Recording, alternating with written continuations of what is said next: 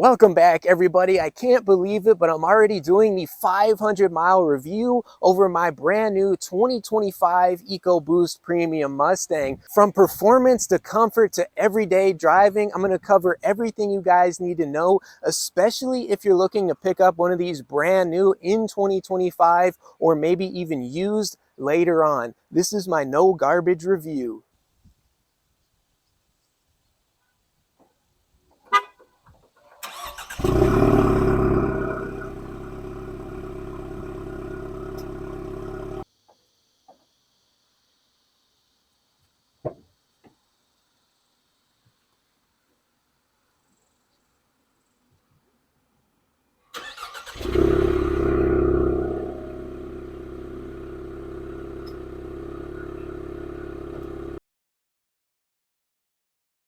If you guys missed the initial review that I did over this car right when I first bought it, I'll leave a link up top and down below in the description so you guys can check that one out. But don't worry, if you missed that video, I'm going to cover some of the basic specs of this car right now. So most importantly, underneath the hood, I have the 2.3 liter turbocharged 4-cylinder engine, supposedly putting out over 300 horsepower. On the outside, you guys can see that I opted for the grabber blue color because that's personally my favorite color they're offering on the 25 Mustangs. Let me know your favorite color down below in the comments. When I first started shopping, I honestly started by looking at the base models, but I just decided that I really wanted all the extra features that the Premium has. For example, this thing has all leather interior, heated and cooled seats, the upgraded sound system, remote start, and the full screen display on the inside. This one also comes with a few additional options from the factory.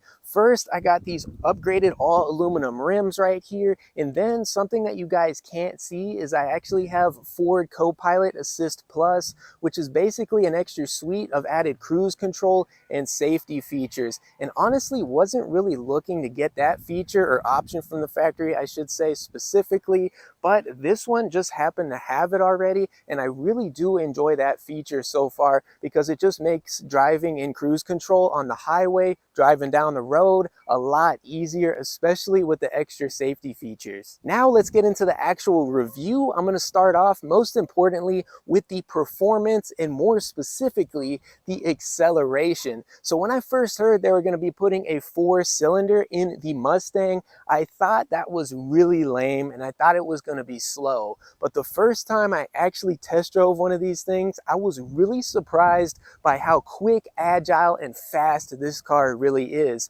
And because it has that lightweight 4-cylinder engine, this car can get up and go from a standstill surprisingly fast. The biggest issue that I've personally noticed with this car from the acceleration standpoint is that because it has the turbo on it, and keep in mind, I have not done anything to mod this car yet, but the turbo does lag a little bit sometimes when I go to really put my foot down on the gas. I can feel it kind of waiting for the turbo to spool up a little bit so I can get that extra boost going. And it doesn't happen every time. I would say it happens about 1 out of 5 times. I really go to put my foot down on the gas. I can feel the turbo just lagging a little bit. And I know you can get some aftermarket turbos that help with the turbo lag and don't have that problem as much. And there's some other mods and stuff you guys can do that I'm sure you'll be recommending to me down below in the comments. But because this thing is brand new and it's still within the 5-year, 60,000 mile powertrain warranty, I'm not going to mess with it because I do not want to blow this thing up and or void the original warranty. So if something messes up because I put some big oversized turbo on this thing and I can't get it fixed, that would be a disaster. And now don't get me wrong, I might possibly do some aftermarket mods to this, but only after the 5-year, 60,000 mile powertrain warranty expires.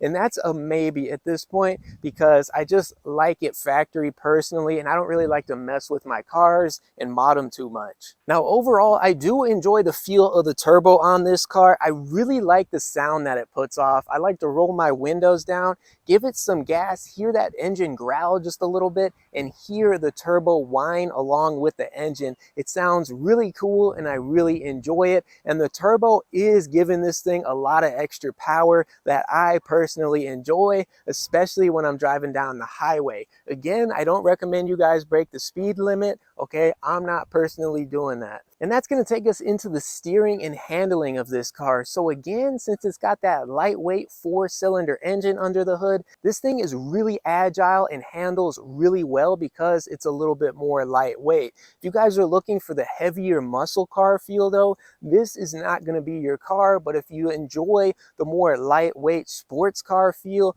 this is the way to go over the V8, I believe. And I don't have a problem handling this thing whether I'm in city traffic or driving at a higher rate of speed down the highway. And this is my daily driver, and I was a little bit concerned trading out something so reliable like a Mitsubishi Outlander, where I had a little extra space, to get into a sports car where obviously I'm basically giving up the back 2 seats and then some storage capacity in the back. But to be honest, this thing has more space and more storage capacity than I really thought it was going to have going in. Like if I take this thing on a road trip and have to put some luggage in the back, it's got plenty of room for that. Now that's going to take me into an issue that I've actually had with this car, and I don't know if it's just because of the motor in this car, it being an EcoBoost and all, or if it has to do with maybe there's a faulty component and I might have to take it back to the dealership and have them look at it. But when I was on the highway, and I actually captured this on video for you guys a few weeks ago, so I'll be showing you in a minute, but I got on the interstate and put my foot halfway down pretty quick, and then I took my foot off the gas immediately just because I did not want to break the speed limit and get a ticket driving too fast down the highway. And what I noticed is that my RPMs kind of stayed up a little bit high, around 4,000 to 5,000 RPMs for about 30 seconds, give or take, obviously. And I felt like they kind of stayed up a little bit high too long, in my opinion. But let me cut to that footage now. What I want you guys to do is take a look at the left side of my speedometer where it's showing the RPMs, and you guys can see it stick up between around 4,000 to 5,000 RPMs for what I believe to be a little bit too long. 70. Why can't it be 85? All right.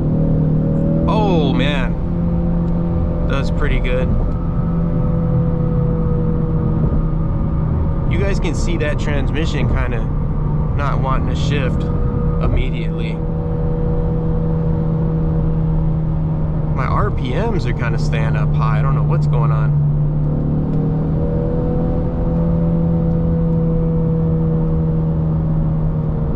I don't know what's going on here. And there's a cop behind me. Try not to be stupid. It's always got to be a cop when I'm trying to do something. Look at this guy. So my RPMs are kind of riding a little bit high. I'm doing about 50 miles an hour, and it's at 2,500 RPMs. I feel like it should be a little bit lower. So now it goes down. It's a little bit weird. It's almost like my engine's getting stuck for a second at higher RPMs, even when I'm not gassing it anymore. Let me know if you guys have driven one of these cars before, and if you've had that problem where the RPMs kind of run high for a little bit even when you're not gassing it. So now that you guys saw that footage, you guys noticed that it kind of took me a while to realize what was going on, and I did try and accelerate through it just to see if I could push the engine up, kind of get it to relax a little bit, but that really didn't help. At the end of the day, I really just had to take my foot completely off the gas and kind of just wait for the RPMs to come down. And when I was driving up the highway, just to give you guys some more information, I was in sport mode, so that might have something to do with it. But even if I'm in sport mode, I feel like the RPMs should not stick up that high for as long as they did. I'm going to keep an eye on it, and if it keeps having that problem, I'm definitely going to take it back to the dealership so they can take a look at it in the service department. But if you guys have driven one of these EcoBoost motors, maybe on a Mustang or even an F-150 or something, and have noticed that problem, please let me know down in the comments what you think it is or was, if you guys got it diagnosed, just so I know I'm not going crazy or being over paranoid. And now I also want to talk about the sound coming from the exhaust from the factory. I personally think Ford does a really good job giving this car some sound straight from the factory line, but it's not obnoxious and it's not super loud. It could have a little bit more noise, I think, but obviously they don't want to make this sound better than the GT, which I totally understand. But overall, I think they do a great job giving this thing a little bit of a sound for a sports car. Let's go ahead and try it out.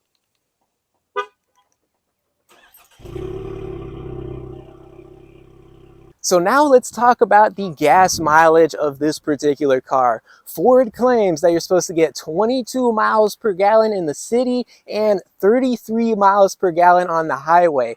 Me personally, I have not even been getting close to that. I'm probably around 4 to 5, maybe even 6 miles per gallon, less than what Ford claims. And keep in mind, I have been kind of driving this thing around a little bit hard, like a sports car. So a lot of acceleration, slowing down, and then accelerating again. So that's probably part of the reason. But when I do take this thing on a road trip, I want to see if I can actually get to around that 33 miles per gallon mark. So hopefully I take a road trip in this thing soon, and I'll let you guys know how it performs just normal steady state driving down the highway. And I'm sure somebody's going to complain, but I have not been putting premium gasoline in this thing. If you guys are looking to buy one of these cars, you don't have to worry. This car can take regular gas or premium. No matter what somebody on Reddit says, this engine will not blow up if you put regular gasoline in it. But if you do want a little bit more power out of your everyday driving, I would definitely recommend putting some premium gas in here. And I'll definitely be filling this up with a tank of premium gas just to see if I notice any type of major performance difference or if it's negligible. So you guys stay tuned for that one. Now I want to move on to the technology, and I want to start off first with the functional technology inside of this car, more specifically the traction control. I was really nervous picking up one of these Mustangs because I've heard all the horror stories about people wrecking these things, especially in wet conditions. But I have tested this thing in rainy conditions and I really have no problem. Obviously, you still need to be kind of careful just to make sure that you don't wreck it, because if you drive like a psychopath, there's really nothing the traction control is going to be able to do for you. But I've noticed I've lost traction a little bit in the rain before, but I regained traction really fast. The computer in this thing does an amazing job keeping you from wrecking it. Obviously, you can't just drive it like a psycho or you will eventually crash. So if you do pick up one of these, just be careful with it. And something I like is that you can also put it in different driving modes. So if it is wet and rainy outside, you can put this thing in slippery mode, and that gives you just a little bit of added traction, not a whole lot more. I really think what makes the big difference in this is the traction control and not the driving mode.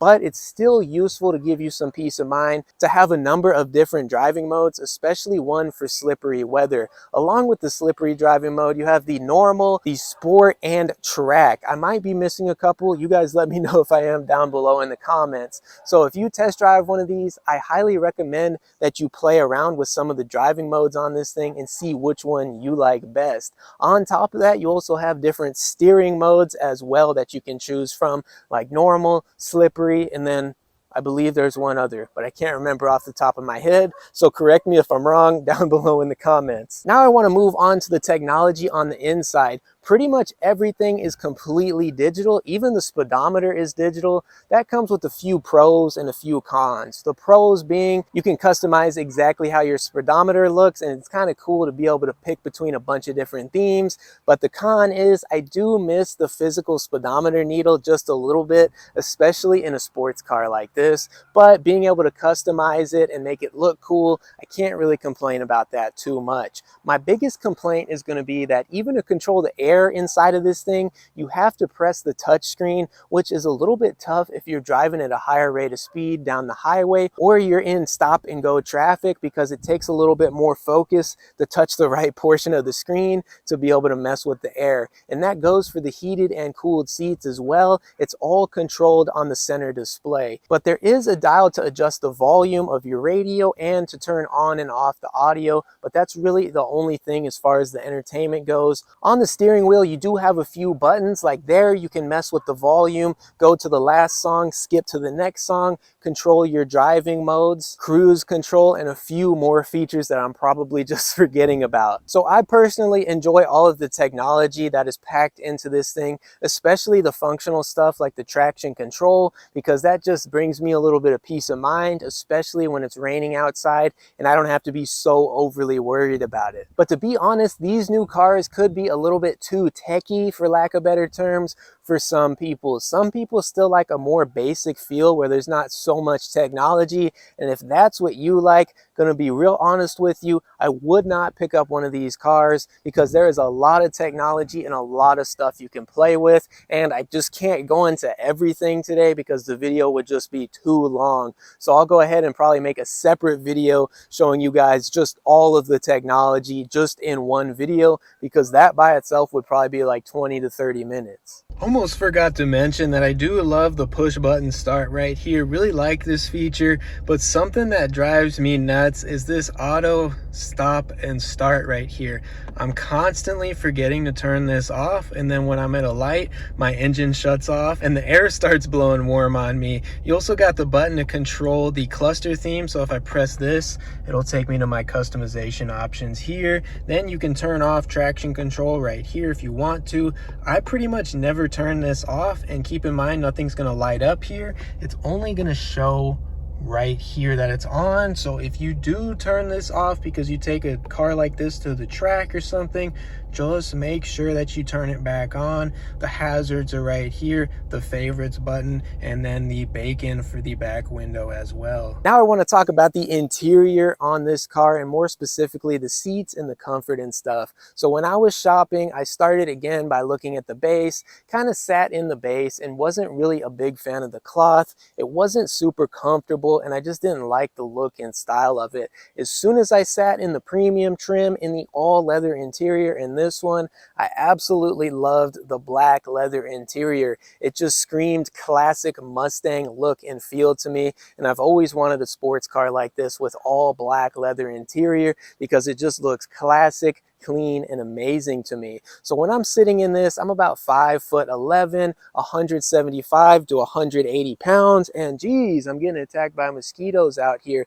and I have no problem fitting into this car. It's quite spacious for being a sports car, and the seats are extremely comfortable. So if you guys are just going to be driving around yourself and maybe one other person, this car has plenty of space. Obviously the back, you don't have much space. Can't really sit adults back there, maybe smaller children if you want to, but again, you are basically just giving up the back seats. But if you do temporarily need to put an adult back there, you can. I just personally wouldn't do it like on a long road trip or something. Now, as for the design on the inside, there is a lot of plastic, which I'm not a big fan of, but I think Ford does a good job of utilizing different designs to kind of minimize how plasticky everything feels. So first, since this is the premium trim again, I am getting the leather accents on the door and up close to the dash. They also do the fake carbon fiber look and feel. It's obviously just plastic, but I think that kind of looks cool. I've seen some people complaining about it, but I personally like it.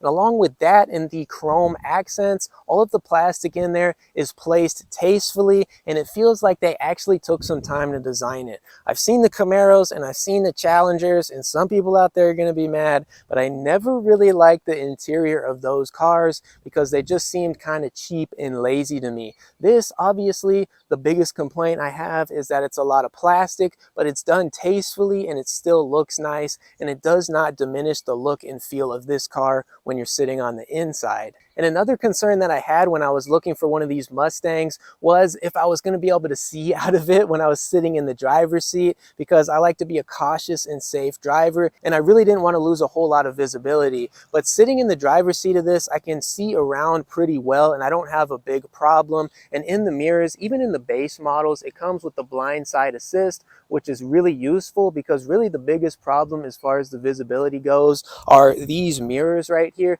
Just because they're so small and skinny, you can't really see a whole lot. But actually sitting in the driver's seat and looking around, I don't feel like I can't see the road and I can't see traffic around me. I feel like I have good visibility all around me still. It's not as good as obviously my Outlander was, but it's not terrible in this car. Not as bad as I thought it was going to be. Now I want to end off today's video by giving some pros and cons of this thing. And starting off with the pros, I have to say one of the biggest things for me is that this is a quick and efficient car. So you're getting something with a little bit of power, but you're not completely sacrificing the gas mileage, especially if you're like me and this is going to be your daily driver. And something I personally like is all of the technology in this car. But again, I personally like that. But if you're looking for something a little bit more simplistic, this might not be your thing. And the last pro is going to be you're getting something that still looks extremely unique. with the Challenger and the Camaro gone, this is one of the last American sports cars that you guys can still buy. And to be honest, these things have been selling so bad lately that I don't know how long the Mustang is going to be around. And with all of the other manufacturers kind of just copying each other at this point, like every utility vehicle, every sedan, they all pretty much look exactly the same. Like you buy a Mitsubishi Outlander, it looks like a Porsche crossover. I mean, they don't even look different, and you're paying all that extra money. So this, you're still getting something that looks stylish and unique, when a lot of manufacturers just aren't really trying to make unique cars anymore. They're all just copying each other. Now I want to get into the cons. So this is a 2.3 liter turbocharged 4-cylinder engine, and it's a little bit scary how much power they're pumping out of this thing. And I really have to stop and wonder the longevity of this thing. How long is this thing gonna last? Is it gonna go over 100,000 miles with this power being forced out of a small 4-cylinder engine? I have no idea, but I guess now that I have one, I'm definitely gonna have to just wait and see. Let me know if you guys have had an EcoBoost Ford vehicle. Again, it could be the F-150 or even the Mustang like I have. Let me know how many miles you were able to get out of your EcoBoost motor, if it lasted as long as the naturally aspirated engines, or it just didn't last quite as long. And not even just the engine. Obviously, I got the 5-year 60,000 powertrain warranty, which covers the engine, transmission, and the turbo on the engine as well. But after that period, is the turbo gonna outlast the engine, or am I gonna have to dish out $2,000, $3,000, $4,000 to get a new turbo put on this thing? Because the turbos are notorious for going out, just because they run so fast and so hot all the time to get the power out of this little 4-cylinder engine. Let me know your thoughts on the longevity of these EcoBoost turbo motors down below in the comments. I really want to hear y'all's opinions. The next con is going to be, this is not the V8. If you guys are looking for the classic American muscle car V8 look and feel, this is not going to be your car. I classify this more as a sports car and not really a muscle car. The V8 Mustang, like the GT or the Dark Horse, I would say is a muscle car. But something with a turbocharged 4-cylinder engine, I would say is more of a sports car. So if you guys want that classic American muscle look and feel, I definitely wouldn't pick this up. I would definitely go look at picking up maybe the GT or the Dark Horse. And lastly, this is not a problem for me, but I could again see this thing having just a little bit too much technology for people. It's just got a lot of stuff in here, and there is a little bit of a learning curve to everything. Now I want to end off this video quick because I am running out of daylight. But lastly, would I buy this car again? Yes, I absolutely would. I do not regret my decision to buy specifically the EcoBoost Mustang in 2025 because I absolutely love the look, feel, and the speed of this car, and I definitely would have a hard time going back to something a little bit slower and not as unique. Let me know what you guys think down below in the comments. If you think the EcoBoost Mustang is still worth it, or if it's a waste of money, or if you think I should have just got the V8. Let me know as well. Let me know what you guys would pick if you could get any Mustang, what color, rims, trim, and everything you guys would get. Me, obviously, I would get the Dark Horse, but I don't have enough money for that right now. So that's a big reason why I picked up the EcoBoost as well, because to get into a GT, you're talking 10, 15, even $20,000 more. So this is just a lot more reasonable and a lot more practical being a daily driver over the V8 that obviously burns a lot more gas. But again, let me know what Mustang and what trim you would get down below in the comments. I appreciate you guys watching, and I'll see you later for another one.